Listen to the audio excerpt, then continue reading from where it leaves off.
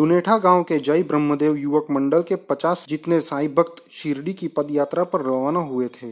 इस पदयात्रा का आयोजन पिछले 6 सालों से मंडल द्वारा किया जाता आ रहा है। दमन में भाईचारा, सुख और शांति बनी रहे, इसी हेतु से इस पदयात्रा का आयोजन किया जाता है। 21 दिसंबर को निकली यह साईं भक्तों की पदयात्रा विविध जगहों पर विराम लेकर 26 दिसंबर को शिरडी पहुंचेगी और बाबा के दर्शन कर 27 दिसंबर को वापस दमन आने के लिए रवाना होगी। शिरडी भक्तों को विदाई देने हेतु दमन-दीव भाजपा के प्रदेश अध्यक्ष गोपाल टंडेल, दुनेठा गांव के अग्रणी भरत पटेल, कल्पेश पटेल तथा ग्रामजन बड़ी मात्रा में उपस्थित रहे थे और सभी ने मिलकर शिरडी जा रहे साईं भक्तों को विदाई दी।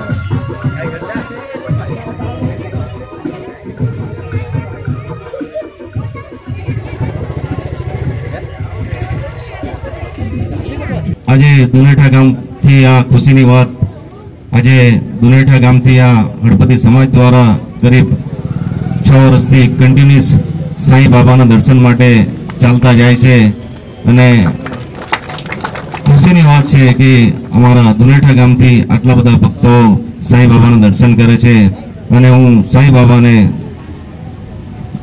પ્રાર્થના કરું છું કે મારા દુનેઠા ગામના ભક્તજનોની રક્ષા કરે અને એમની જે કોઈ મનોકામના હોય એ પૂર્ણ થાય, સુખ શાંતિ આપે એવી હું સાંઈ બાબાને પ્રાર્થના કરું છું। એક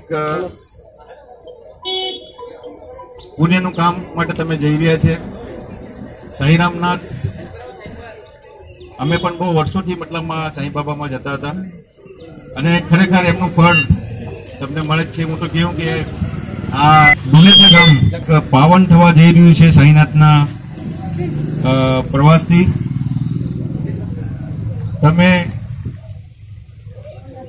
સાંઈનાથની પૂજા કરજો, આ ગામનું બી ભલું કરે તેવું કરજો।